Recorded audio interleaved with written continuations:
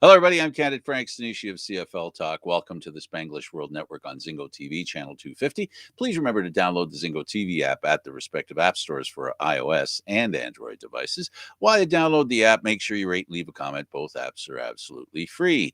Zingo TV is available on Google Chromecast, Amazon Fire, Fire TV sticks, Roku sticks, and also on all smart TVs 2016 forward. Now on CFL Talk, joining me is the intelligent one of the group, David Morassutti. David, hey buddy, how's it going? Good, good. Hopefully, my intelligence will come in handy today because I'm gonna need it. Yeah, it's going to have to put in an appearance because what's going on right now is just crazy. I mean, this has probably been the weirdest week. I mean, I asked the coach about distractions, and this season has been a world of distractions for the Canadian Football League, of course, with the pandemic being what it is. The fact that the pandemic is fluid, so therefore what happens one month may not be what happens the next month, and then the month after that, and then a month after that. Everything, it's been a moving target. And then, of course, this week for the Argos, first having McLeod Bethel Thompson possibly not being able to play because of, his indiscretion, one that he was asked to make, and he did on behalf of management. And then, of course, yesterday, the the the the insanity that took place at the stadium during and after the game was amazing. It was just I can't be stuck for words because that's what we're here to do. How about you? Well, the thing is like I haven't seen a crowd like that since the Argos home opener. Really, probably the closest was the Argos home opener in 2019. The one where Probably they got creamed? the one where they got creamed, and of course it was Hamilton. There were a lot of Hamilton fans there. I wasn't there for the 2017 East final, so I didn't even see that crowd because I heard that crowd was pretty good too. But you could like it was a different feel at that stadium. You could tell that the I mean we all saw it. Anyone who watched the game saw all the Tiger Cats fans. It was overwhelmingly Tiger Cat. You know, it wasn't not to say there weren't Argos fans there, but it No, I was think there were. clear. I think there were more Argos fans. I was doubting it at first, but then when there was the action happened, and you would see when it seemed pretty dark. By dark, I mean black. You know, Yes. the colors of the Ticats on the opposite side. But when the Argos did something, you could see the distinct difference between blue and black. So you could tell that there were a few, of course, Argo fans, and they had a lot to cheer about in the first half, not so much in the second half. Yeah, this was we have seen the Argos do the exact opposite. Have really bad starts and Hmm. then turn it on in the second half. So really Hamilton gave the Argos a taste of their own medicine. Yeah. And this was a game that I as soon as it's almost like the first field goal attempt the Argos made when they were on the 5 yard line, you're just like, oh, like this is not the regular season. I don't understand what the deal is. Now when we talked to Ryan Dinwiddie after the game, he pretty much summed it as, well, we didn't get it the first two times. We didn't think the third time was worth going for it. But I'm like, but then you're giving Hamilton the victory in terms of them saying, all right, we held them to three. We did our job. And on top of that, you go for it there. Even if you don't get it, your defense was playing so well in that first half. It's the position, it's the field position battle. You talked about it too when we talked about it after the game. Like you play and Dinwiddie even said this too. Like the field position battle was going to be crucial, and he didn't play that to his advantage. The the the no risk, no reward. Yeah, That's all. No risk, no reward. And they went with no risk, and they got no reward. Yes, you decide to kick from the 5-yard line a field goal the first time. You get the field goal. You go back there again, and you decide to kick a field goal again. I really think that the second time they got there, they needed to get it in the end zone. the reason I say that is that they were creating um, the belief in, of course, the Hamilton Tiger Cats defense that essentially what they did is they gave the Toronto Argonauts 3 goal line stands. And those are emotional things that are positives. And we talked last week before the game. The last thing you can do as an Argonaut team against the Hamilton Tiger not a Tiger Cat, not Tiger not Tiger Cat team is to give them a reason to have good emotion, because the Yeah. Ticats are an emotional team, sometimes good, sometimes bad. We've learned that this year, and you've got to try to keep them on the bad side. And what they did when they did that, because they gave in to the sure 3 points as opposed to taking the risk and going for the touchdown, is I think they built up the defense of the Hamilton Tiger Cats and bought time for the offense of the Hamilton Tiger Cats to do something. Here's the thing. I understand the desire to put points on the board, but 3 points versus 6 points is a massive difference because for every field goal you make, and in this case, the Argos were up 12-0. Hamilton's just like 2 touchdowns, and we're back in it. Two plays, They're we're back ahead. in Never it. mind back in it. They're ahead, Well, exactly. I mean, if they can actually kick an extra point, which which apparently they is a. I remember last week people was like, oh, Hamilton's got a kicker they can rely on yep. now. And then yeah, not so much.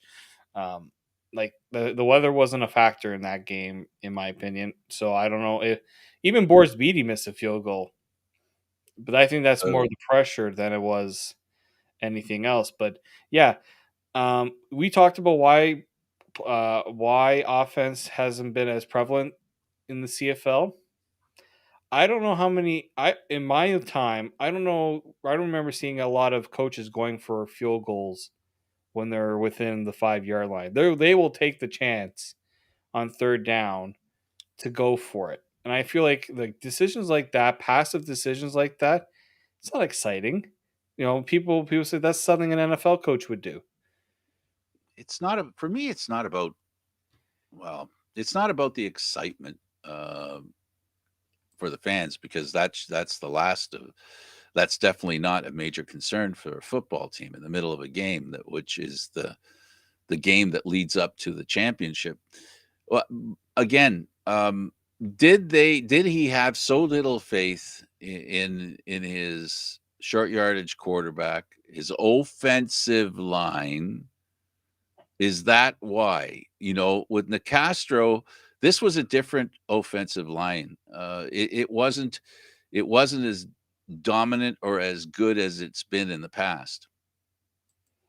No, and I think I talked to a lot of. I mean, we talked to Nick Lewis, and he talked about the offensive line not being, as good of a position in the CFL because size is an issue because you're going up against faster, sometimes bigger defensive ends, and it's an issue. And in this game, really, the way I saw it, the Argos' offensive line wasn't that bad. It's No, just the no. execution on certain plays wasn't there, and unfortunately, when you don't execute, and Hinock Mohammed told us after the game, execution, little details were missing. Yeah, and they understood what was at hand. I don't know how much the big Hamilton crowd there was, but I do know that the Hamilton Tiger Cats are a team that, as again, I can't help but say it, and that is that you can't give them a reason to be emotionally confident. And Yeah. the Argos, unfortunately, were having trouble getting the ball downfield. And if you can't get the ball downfield, sometimes it might have something to do with time for the quarterback, and usually that means that the running game isn't that good. And the running game for the Argonauts, I don't remember a big run. There might have been a 10, 11 yard run, but that's about it. The Tiger Cats. I said I can't remember who I was talking to about this, I said going up, trying to run up the middle against the Hamilton Cats is foolish. If unless your offensive line can push that defensive line forward, you're not gaining much. I think the longest run was 11 yards, Yeah, that's what it which says here. like that's a first down, but the Argos running backs averaged 3.5 and 2. So DJ Foster had 3.5 yards averaging. And then the miscommunication, on the well, that wasn't a handoff; was more of a pickup. um, you know, Oh, you talking about that, the fumble that he had to yeah, pick up? Well, yeah, no, what happened there was the center snapped it. Unfortunately, he snapped it to himself. It right, hit him before he could even get to right. Before it could get get to McLeod. heads up play there. I think actually that was his longest run was on that play, Yeah, unfortunately. and the total yardage for Foster was 38 yards. That's not championship caliber. That doesn't get you to Grey Cup. On the other hand, Don Jackson, who we saw, he ran for 95 on an average of 5.9, which means if he runs the ball twice, they get a first down. To use your math, his longest was 17 yards. Dane Evans himself, he didn't run as often as we're accustomed to, No. but he can. Tim White once ran the ball. Jeremiah Mazzoli, you know, Should not have run at no, one point. no. Um, so the running game was all Hamilton. Hamilton had the running game, and the running game means that the plays downfield. I was surprised that Brandon Banks wasn't as big, a difference maker as he's been in past games. But he gets those, deep passes. I mean, 3 passes for over 60 yards, more than a 20-yard average for each. That's pretty good, and that's what you expect from him. Well, Once, and the one came on one really a good chunk of it came on one play where I don't know what happened there, but Evans should have been sacked. I think what happened was is because they thought he was getting sacked, Banks was able to sneak through and get open, and he turned what should have been a sack for a loss into a 47-yard game, and that gave Hamilton a little bit of life offensively. and when your rookie receiver, and I'm referring to Gittens, is the leading pass receiver Hmm. amongst a crew of pass receivers. I mean, when you look at them, Daniels, Collins, Breskitson, Rogers, you know, they just the combination of McLeod Bethel Thompson and his receivers was almost non-existent, especially in key situations. Well, yeah, I mean, Ricky Collins, I felt like didn't have a great game because he's usually a guy that you can get the ball in his hands. He's going to make a little extra. He'll create a little bit more with his speed. Eric Rogers, I know he left the game for a little bit. He had a bit of a hamstring issue. Yeah, He was they're getting trying worked to out. work it out. They were trying to work it out. Yeah, I thought he was. I didn't think he was too bad. Johan Breskitson. The disappointing part there was he was the deep threat. He was the one that Bethel Thompson was trusting to go deep, and he could not win the 50-50 balls. I think the biggest disappointment, though, and I don't know if this was because just weren't on the same page, the play calls weren't going to his way, but DeVaris Daniels, Yeah, he was a killer of the other teams all year. he had the one of the better touchdowns I had seen this year in Hamilton Hmm. that got the Argos into that game. And he I feel like at times he was properly used and at times he was not properly used. Like, you know, he was someone that I think you could throw that ball up to and he's going to catch the 50-50 ball. I Absolutely. and I think that was I think that goes with play calling on Dinwiddie's part. Maybe the Ticats were trying to not make DeVaris the not the main guy that because look, Breskison all the times that they went deep to him, it was one-on-one coverage. Like that's what you want as a quarterback, one-on-one, and I feel like one or two of those gets caught, maybe the complexion of the game changes a little bit there, but it didn't. Yeah, there was a play there where I still don't know how they didn't call it pass interference, but that's okay. When the hand warmer was grabbed, Oh, I right? think that one they looked at as at also Breskison was, he was put they were both jawing at each other, Yeah. and they're gonna let them kind of sort it out themselves. But yeah, there were penalties. There was a lot of penalties early on too, which really I felt like disrupted the flow too. I think I counted six in the first quarter alone. That's an issue there because it disrupts the flow of the game. Guys are trying now have to make adjustments because of what's happening. Um, I think the Argos weren't. They finished the game 8 for 76, and Hamilton was 8 for 93 for penalties. So The, we've seen worse, but the distraction part of the game works better for the Ticats. They're more of a chaos team. They like chaos. The Argos, I guess, because of Dinwiddie, they like more of a plodding, marching style of game, right? Um, so they were not supposed to get into the chaos part. They held off to getting totally upset until it was over, but they still shouldn't have done that. The Argos should learn. I hope as a team, I hope we all learn that we can't get upset because what happens is we don't play our best. We're not our best when we get upset. So that's a lesson to be learned. But man, Hamilton said we're going to win. They decided. They came out in that second half and they did things the way a team that wins does. They made the big plays. I mean, what was bigger than that kick return? yeah. Dinwiddie and even Ryan Dinwiddie said in both games that they lost to Hamilton, this one included, they gave up a special teams touchdown. And Don Jackson after the game, I think Matthew Chinetti brought this up. Don Jackson told Matthew Chinetti, "Watch what's going to happen here." It's almost like they knew it was going to happen, and like, yeah, but again, like something like that, it just really it picks up the rest of the team because it's like, okay, someone else is stepping up, someone's making life a little bit easier for us.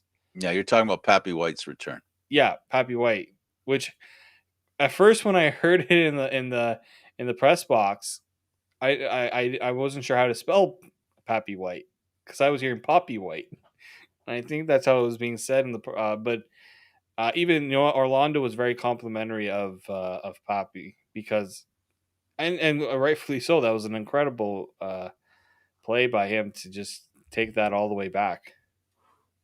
Yeah, and there couldn't have been more of a key moment. It was, I think, it's what ignited the team. The offense, as far as the Ticats were concerned, Mazzoli was not able. But this time, like no other time, I think it was time for Coach O to make a decision that he hasn't made all year, that he hasn't made often enough in regards to how the fans feel about it. There are a lot of people that felt Mazzoli should have been pulled a few times this year, and he wasn't. What was the difference this year? This time, sorry, this week, I should say. Yeah, yeah, no, I agree on that for sure. What was it? What was the reason? Was it this is it? It's now or never? I think so. Like when you like you can't like if you don't make the decision at one point, when is the right time? I think in the first moment where you think, okay, we have no choice. Like when that moment creeps into your head, it's like then you better pull the trigger then because then you're gonna be doubting yourself. Oh, maybe we should have done it earlier, and then you don't do it, and then it gets too late. I think they decided they didn't want to hold off till it was too late, and you dug yourself too much of a hole to get out of. Loyalty is a very good characteristic, and Coach O has that. And Mazzoli's been good to him. Mazzoli's been a big part of the Ticats. He and Brandon Banks were a combination before Coach O was the head coach. He watched that relationship create, the great Cat teams of the past few years, and I think he kept looking for it to be the case. And I think finally yesterday, the way I think the demeanor of Mazzoli reflected not he was not a very happy guy, and he looked under pressure. And to me, that message might have been picked up by the coach. It may have been sent before, but he didn't pick it up. But this time, the dour attitude of Mazzoli, I think, is what got him out of the game. You know, he didn't seem fired up. He seemed almost, I don't know, resigned to loss, or to his the way the game was going for him. And maybe that's, what changed everything. And so he goes out. Dane Evans goes 16 of 16, and many of us in the press box, wait a minute, he went 16 of 16? It was the messiest 16 of 16 I've seen. Yeah, literally That's why he didn't get it. Dan Ralph walked all the way over to all the stats guys and just like, are we being serious with this right now? Like, is he actually 16 for 16? Well, I mean, he only threw the ball 16 times as well. Like, Dan Evans wasn't throwing it that much because they were also running the ball quite effectively too. And I think that's the beauty of what Hamilton did in this game, which was, we're not going to be dimensional. We're going to have you guessing a little bit. And yeah, Dane Evans wasn't patting himself on the shoulder too much after the game either. Um, but yeah, I think the demeanor. I think you're right. The demeanor of Mazzoli, just mentally, there was just something off. You know, Obviously it came to an end with that fumble, and you're just like, what are you doing? Like you got no play, throw it away. You're in scoring position, and then the fumble takes you out. And I think that Orlando, like this is where coaching is huge, because you can sense when mentally there's something is off, and he realized my quarterback, he's just mentally not in it. I need to make a change. Yeah, it was one where uh, Mazzoli didn't do anything to change his mind. If when his mind turned to, should I change quarterbacks, and there wasn't anything. Emotionally, it didn't look like there was resistance. Remember, I talked about the Tuckats being a very emotional team. Mazzoli isn't really that emotional, but in this case, he wasn't showing the kind of interest you expect from a quarterback in the game before the championship game. And let's keep in mind that under pressure, the other thing that I think the Ticats had over the Argos is, as a unit, they've been under a lot of pressure situations. They started the year losing a few games in a row. They really did not look impressive. They came into the season. They're going to end up back at the Grey Cup. Nobody in the East can beat them. So let's see how this season goes. But when Hamilton wins the division and goes to the Grey Cup, the real question is, will they win the Grey Cup finally? And will it happen at home? Well, they took a circuitous route to this end, to making it to the Grey Cup. As the coach said, yeah, this wasn't like A, we planned, or B, like any other season that we've had. It wasn't the kind of season that Hamilton is accustomed to. They got there in a different way. They took a different road. And you know what? This road probably was better for them, because the assumption of them being in the Grey Cup was probably the biggest hazard they had to overcome this season. Yeah, you don't want to get too, not I'm going to say too confident, but you don't want to think that anything is set in stone for you, because then mentally you're not fully engaged as much as you should be. And for Hamilton, you know, 2 years ago when they made the Grey Cup, everyone thought no doubt they're going to win it because look how well they did. They were flat out dominant. They They didn't were really face much adversity, which fair enough. The East Division, other than Montreal that year, didn't really offer up much of a challenge. I think this year they were challenged. And I said in 2019. The reason why the Hamilton Tiger Cats were not going to win was because they weren't challenged going into that game. And Winnipeg knocked on the door, they kicked down the door, and Hamilton had no response. I They think sure did. now they've realized what can happen when they don't respond, and now they've realized that yes, we can respond when we don't exactly come out with our best stuff. And they didn't come up with their best stuff. You're watching CFL Talk with David Morassutti and Frank Stanisci. Let's talk a little bit about that other game.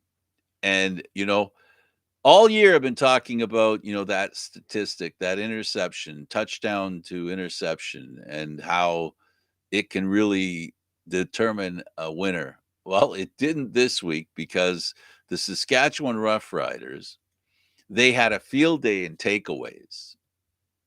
Zach Caleros threw 3 interceptions. Cody Fajardo threw none.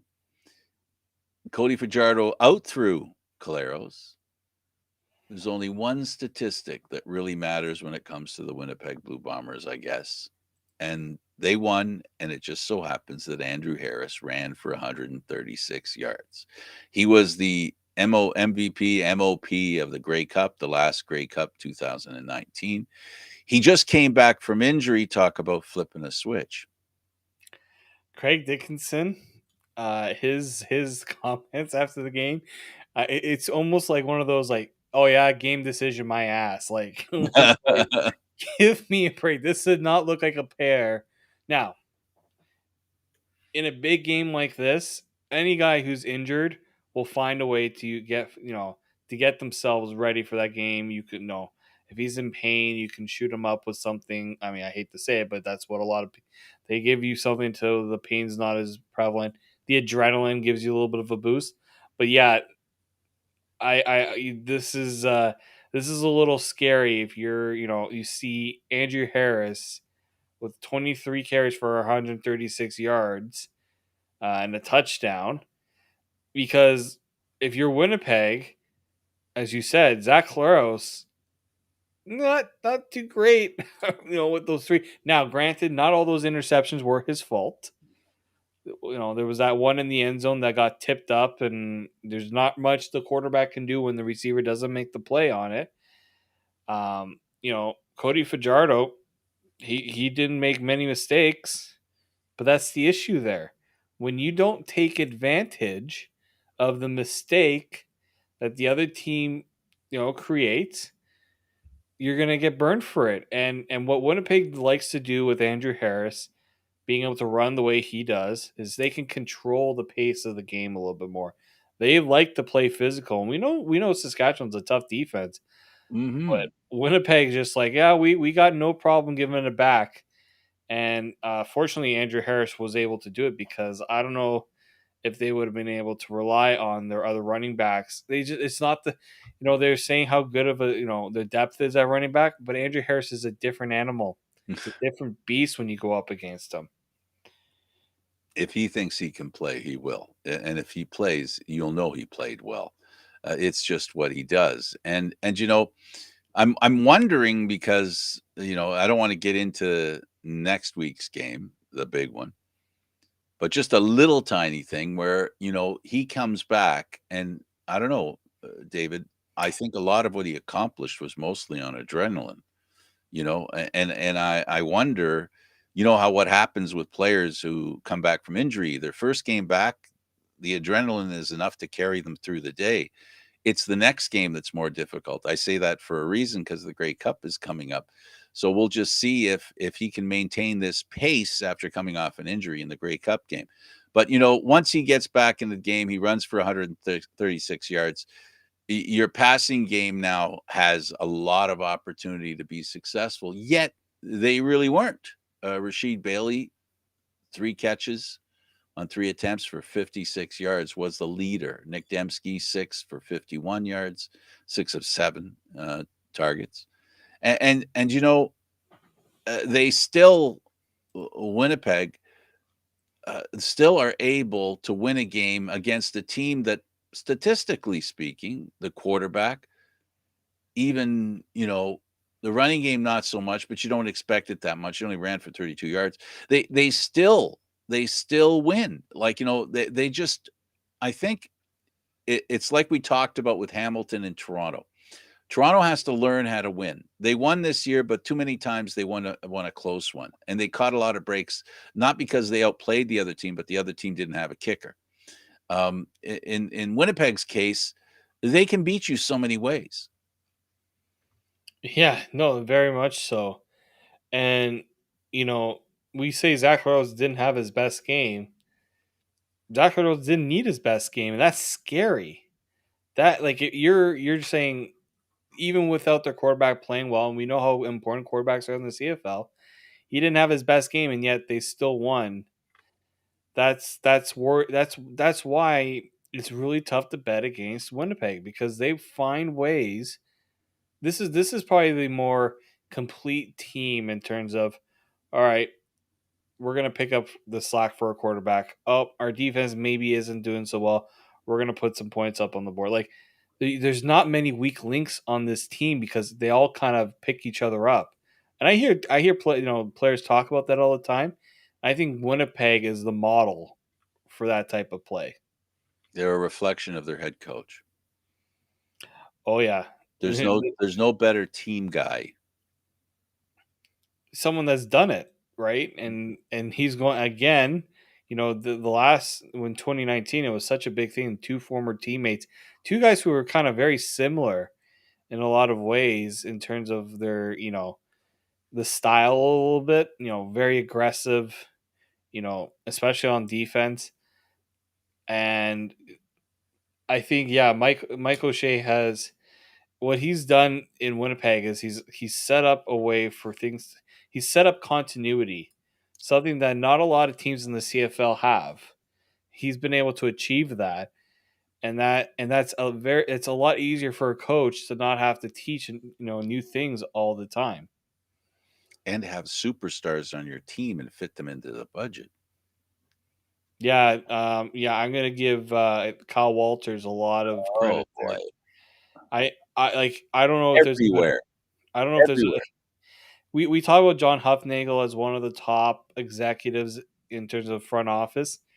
Kyle Walters, I think, is going to give him a run for his money over the next few years because of what he's been able to build and being able to sustain it. Because we talked about it.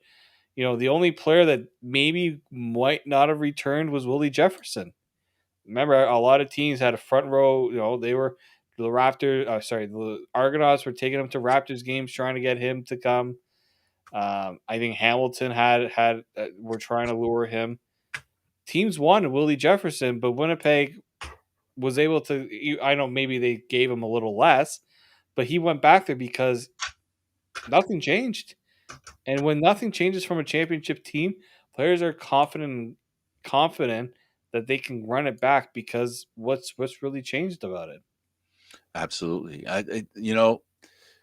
The thing that the biggest congratulations that I can give Kyle Waters, the best move he made was the one he didn't make, which was change coaches when a lot of people said, this guy's not working out. This quarterback, this coach, this head coach, great defensive guy, but he's not working out. I think it's time to get rid of him. Well, he hung on to his head coach, and I guess he seems vindicated by that a little bit. Well, not just that. He says, okay, well, I mean, let's also give my head coach a quarterback, right?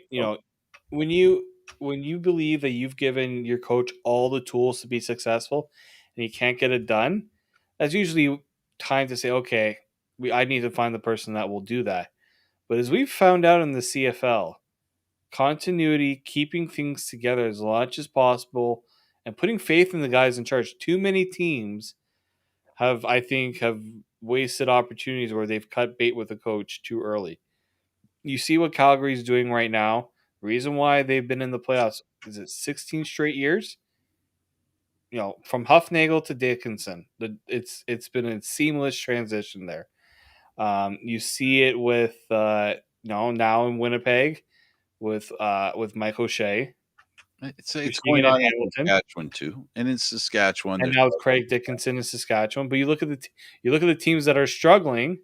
How many changes have they made? How many changes will they probably continue to make until they found that right formula? And we'll see what the other teams will do next year, but I gotta tell you that this game, Saskatchewan played at home, the last game, and now they go to Winnipeg, a place that they've been accustomed to going to, the Banjo Bowl that they continue to play. They've had a lot of it's been a Winnipeg's a tough place for Saskatchewan to win. Winnipeg's got their number, had their number, I think I think in 19, was it 19? Maybe it might have been 18. Winnipeg won both ends of the Banjo Bowl. And so, uh, Saskatchewan defensively were outstanding in this game, and they've got a great defense.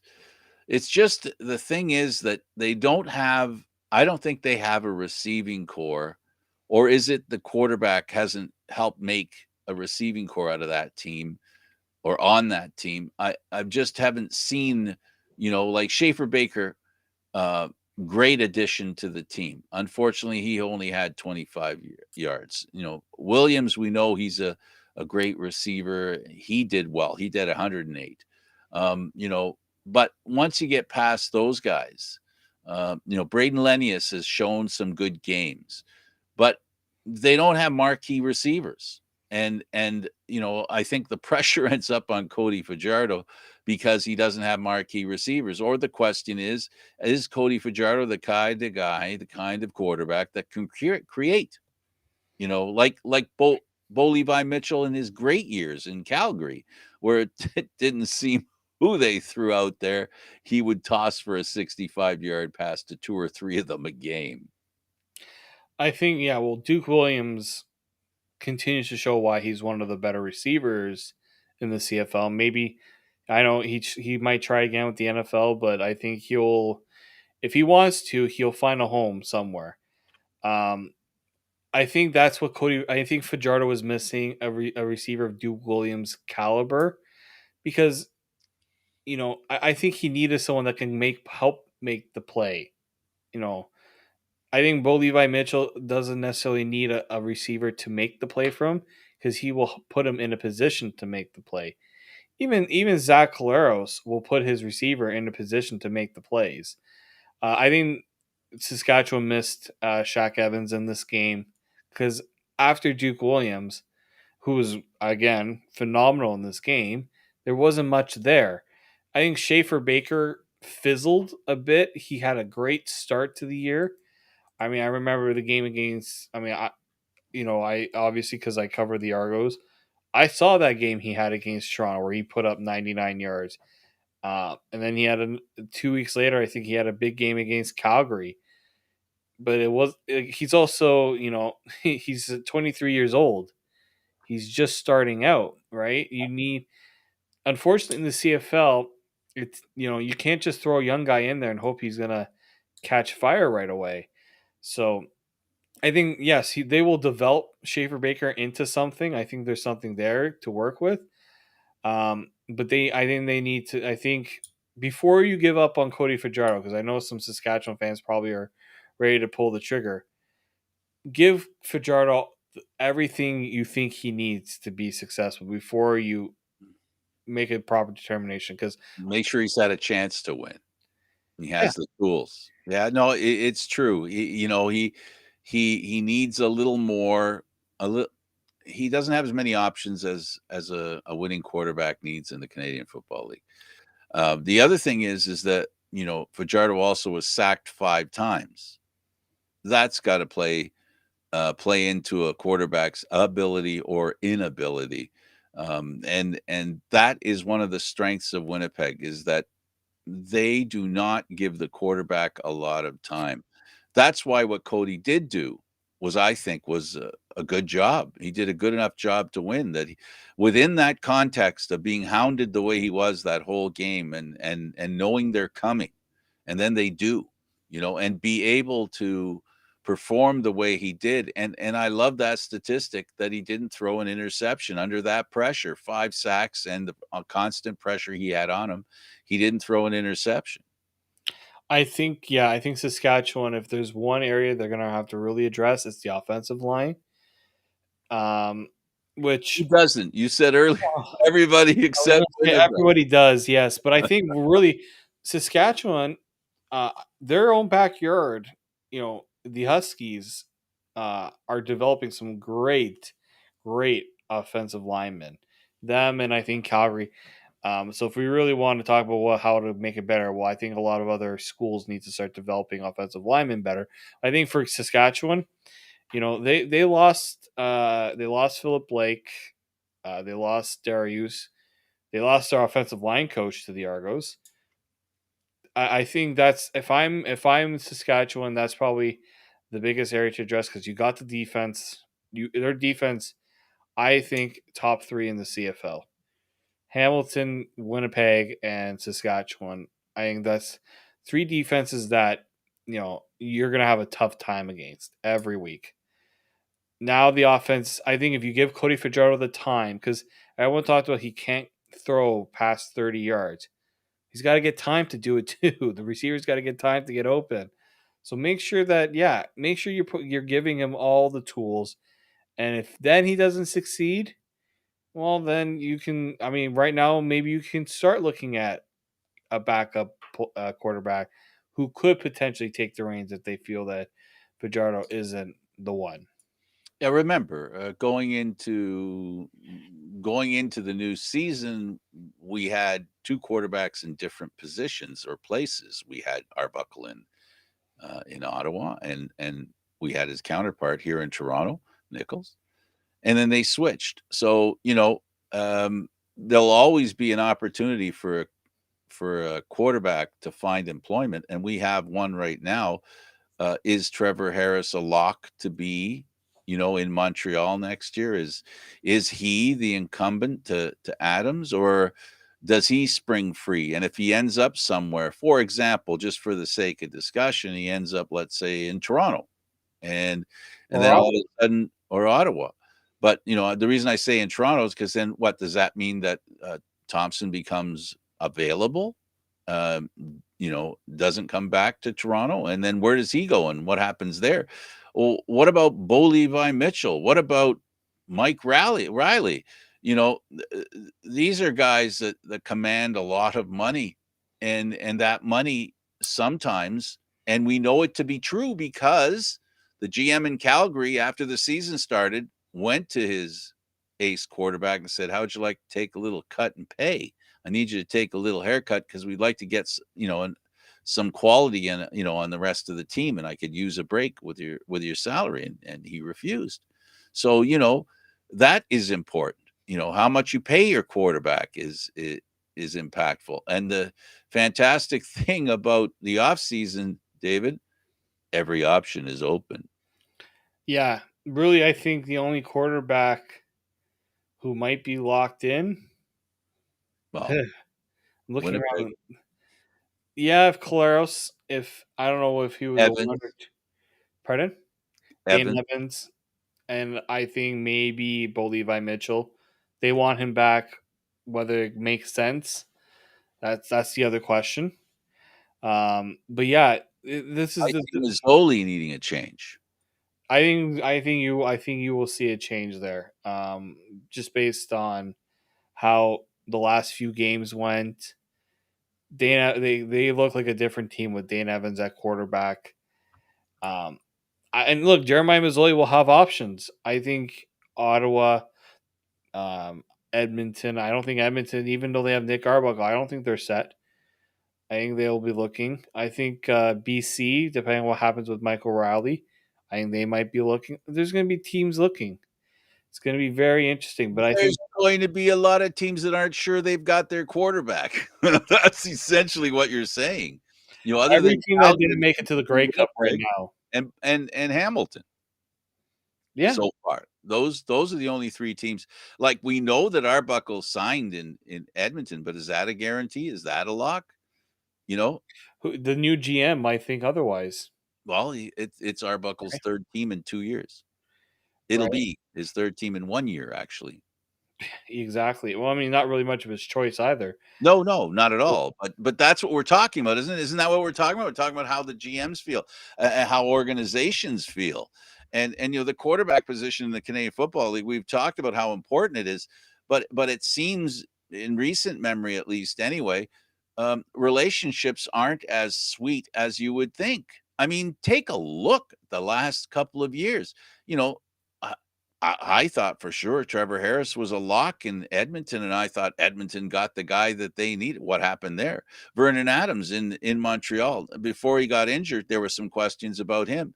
Ottawa can't decide on a quarterback, Ottawa will take any quarterback off the street that they absolutely. can get. And even though Fajardo's the guy in Saskatchewan, it's not like he almost feels the poor guy can't unpack his suitcase. And Mike Riley, with what he's had, it's been crazy for him.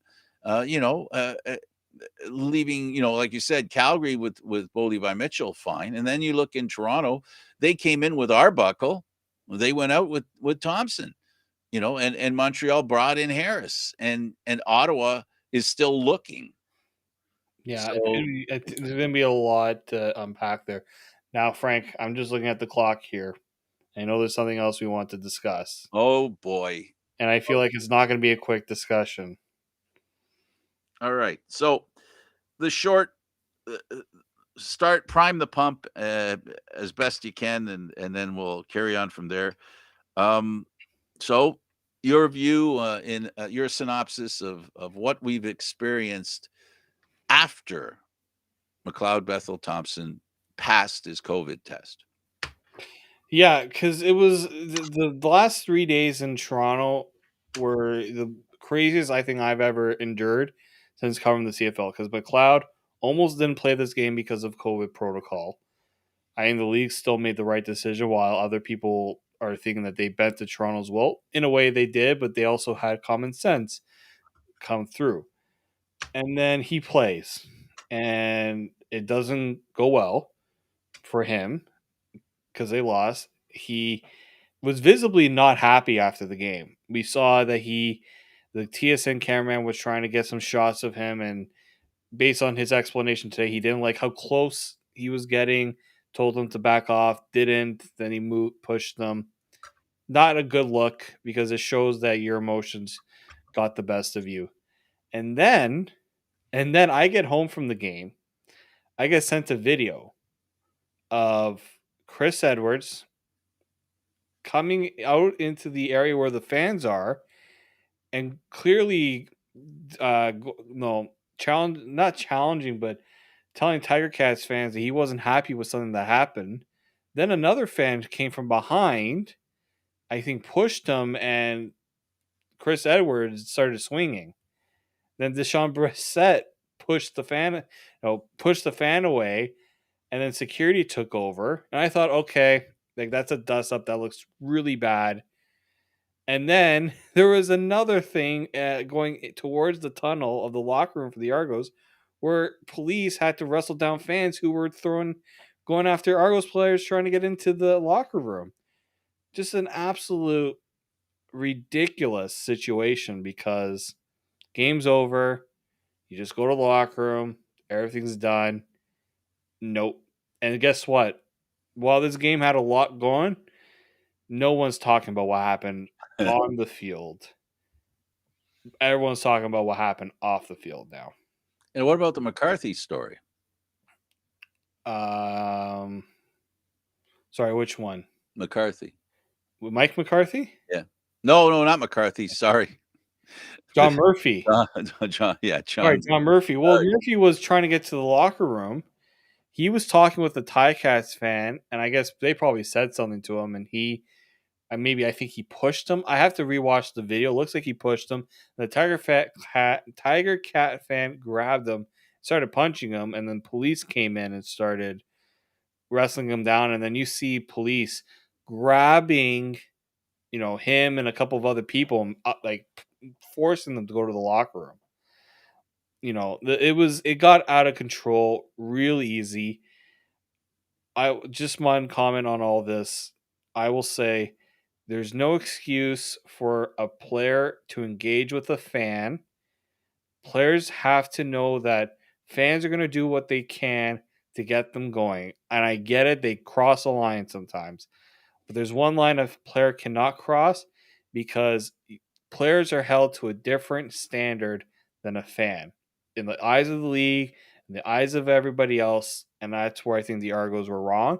And look, pinball today and Ryan Dinwiddie both said we should have handled it better. We didn't.